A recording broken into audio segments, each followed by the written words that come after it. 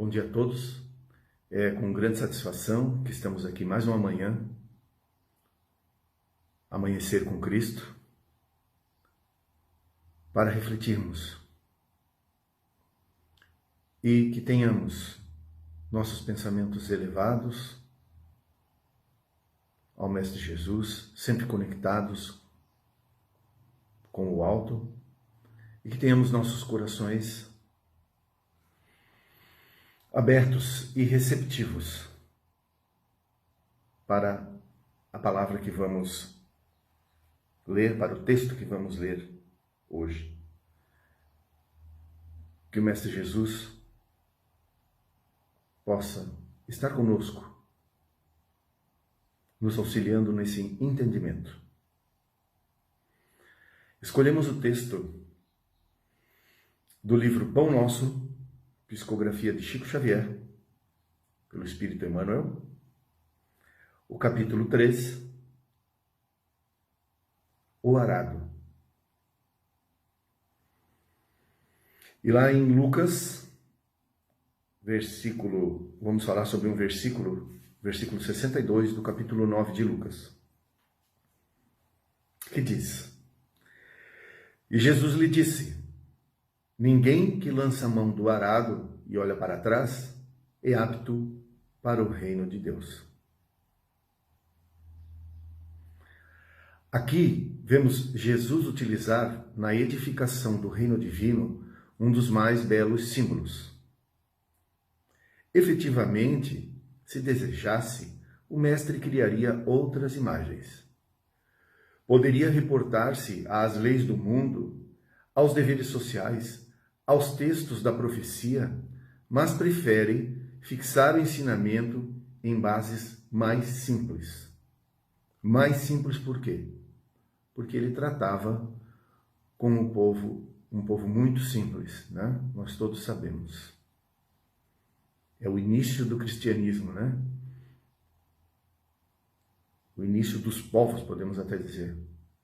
Eram na época do cristianismo primitivo.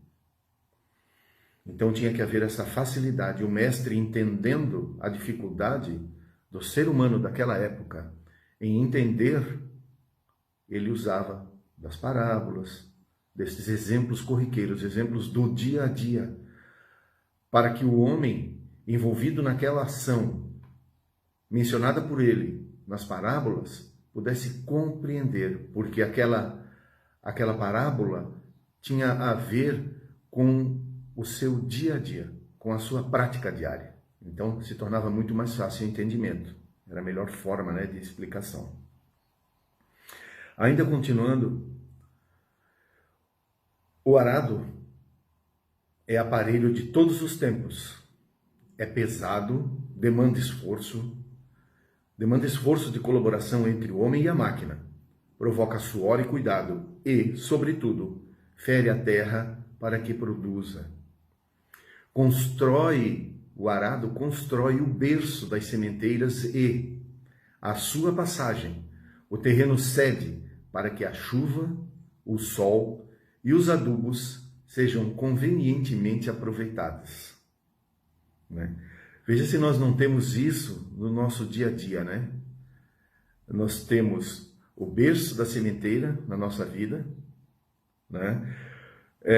O arado abre a cova, né? Rasga a terra, o terreno cede para que a chuva, como diz o texto, o sol e os adubos sejam convenientemente aproveitados. Nós temos isso todos os dias da nossa vida.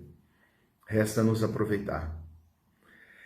É necessário, pois, que o discípulo sincero tome lições com o divino cultivador, abraçando-se ao arado da responsabilidade na luta edificante, sem dele retirar as mãos, de modo a evitar prejuízos graves à terra de si mesmo. O arado demanda responsabilidade, demanda esforço, suor, cansaço. Mas, acima de tudo, eu ainda tenho comigo, a gente acredita que o arado, ele precisa de muito cuidado, né? Ele precisa de responsabilidade. ele precisa da nossa força, da nossa vontade, do nosso trabalho. Sem isso, o arado é uma peça a enferrujar-se na terra. Continuando no texto. Meditemos nas oportunidades perdidas, nas chuvas de misericórdia que caíram sobre nós e que se foram sem qualquer aproveitamento para nosso espírito, no sol de amor que nos vem vivificando há muitos milênios, nos adubos preciosos que temos recusado por preferirmos a ociosidade e a indiferença. Há mais de 2000 anos, Jesus lançou a semente. Depois vem o Espiritismo a adubar essa terra semeada por Jesus. Vem o sol de luz da espiritualidade sobre essa semente, sobre a terra. E nós estamos aqui ainda todo esse tempo, infelizmente, perdendo essas oportunidades, perdendo a água viva que caiu sobre a nossa terra, terra preparada pelo divino cultivador, pelo Mestre. Examinemos tudo isso e reflitamos no símbolo de Jesus. Um arado promete serviço, disciplina, aflição e cansaço. No entanto, não se deve esquecer que, depois dele, chegam semeaduras e colheitas, pães no prato e celeiros guarnecidos.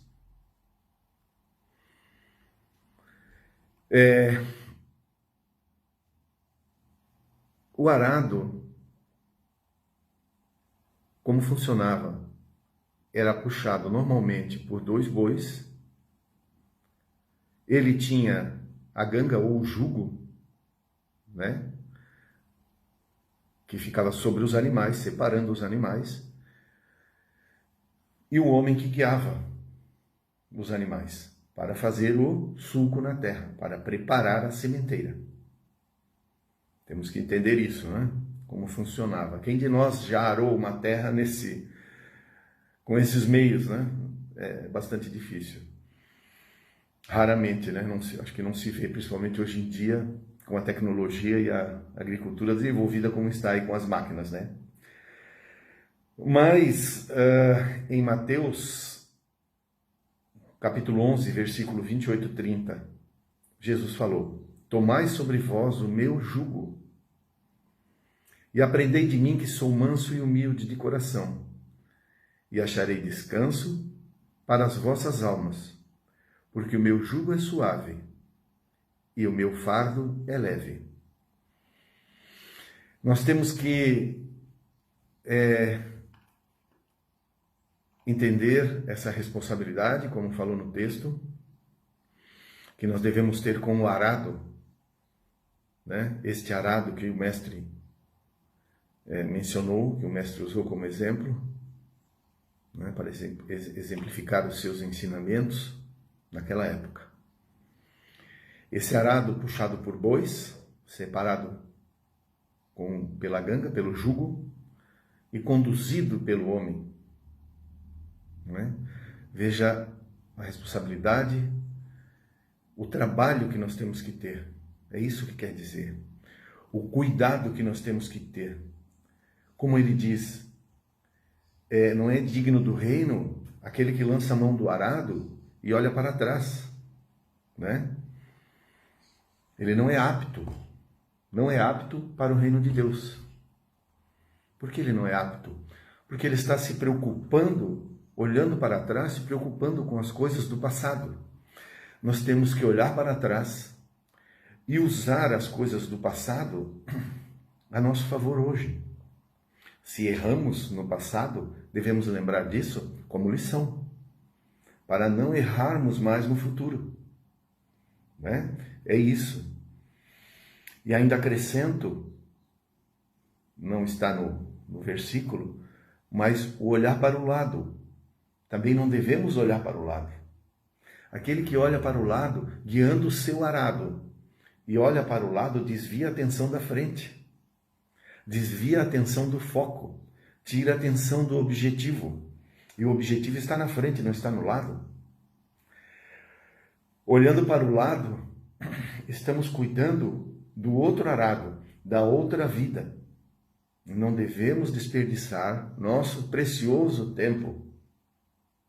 Se hoje já temos entendimento para isso, para a importância do tempo, se já temos esse conhecimento da importância do nosso tempo, da importância da nossa vida aqui na Terra, da importância que devemos dar para esta encarnação, não deveremos nos descuidar olhando para o lado, olhando para a vida do próximo, não é?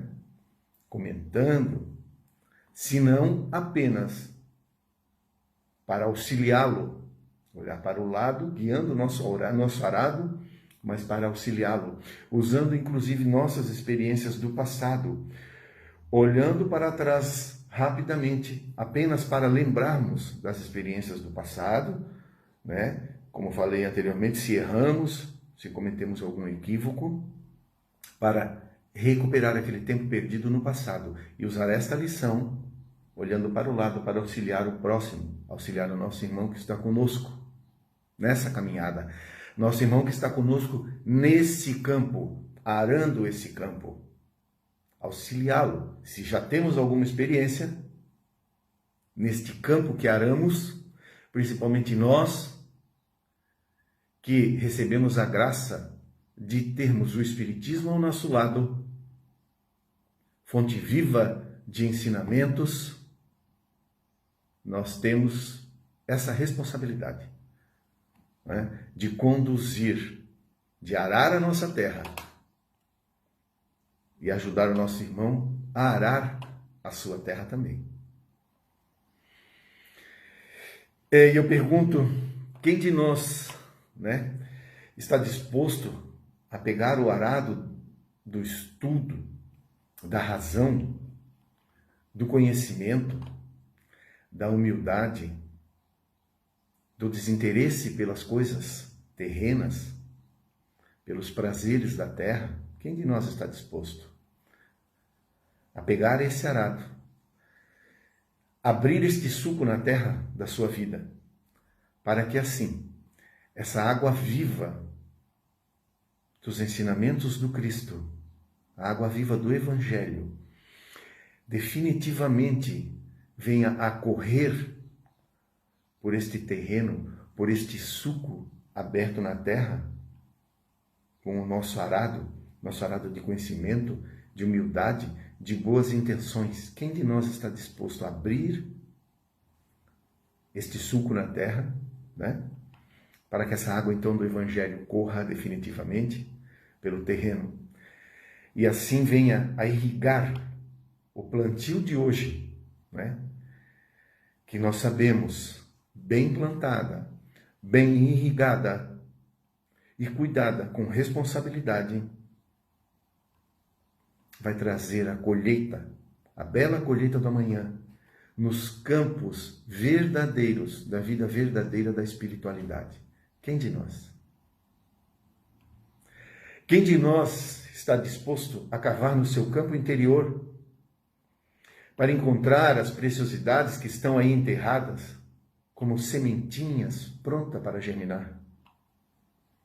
A sementinha que nós estamos lançando hoje, assistindo essas belas reflexões, né, que vimos acompanhando no Amanhecer com Cristo, por exemplo. Quem de nós está realmente determinado a estudar o Evangelho, a estudar as obras básicas, né? Que para então, de posse desse conhecimento todo, desse conhecimento que está à nossa disposição, apenas esperando, o conhecimento esse que está apenas esperando a nossa boa vontade, o nosso trabalho, para que se torne, seja lançado definitivamente nessa terra que foi aberta por este arado, arado da boa vontade, arado do trabalho, arado do suor, para que essa sementinha lançada então nesse suco da terra venha a produzir a colheita que precisamos, a colheita que o Mestre, que Jesus espera de nós. Quanto mais aprendemos, quanto mais nos esforçamos e nos empenhamos em estudar e conhecer a vida que nos espera, mais vamos apurando nossos sentimentos. E aí está o cerne do Evangelho, o cerne do Espiritismo, trabalhar o nosso sentimento. Temos que ter sentimento. O Evangelho, o estudo do Espiritismo é sentimento. É como nos sentirmos às margens do Tiberíades, a ouvir o próprio Mestre a nos falar. É por isso que os espíritos superiores nos trazem e nos legaram esse volume de ensinamentos que temos ao nosso dispor hoje. O volume de lições disponíveis para o nosso engrandecimento espiritual através do estudo destas lições. Que possamos nós também, o mais breve possível, aqueles que ainda estão um pouco atrasados, né? Estamos todos atrasados, na verdade, mas que possamos logo lançar mão do nosso arado e realizarmos o trabalho que tenha que ser realizado.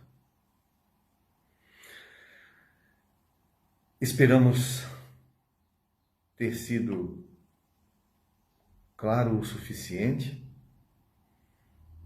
A palavra que está no livro Pão Nosso é muito clara.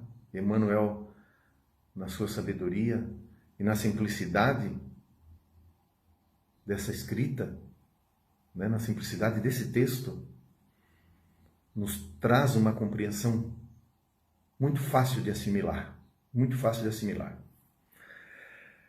Desejamos a todos um ótimo dia, uma ótima manhã, que todos sejam agraciados com a luz que emana das mãos do Mestre Jesus e que as suas bênçãos se derramem sobre todo esse nosso planeta tão necessitado da sua intervenção divina.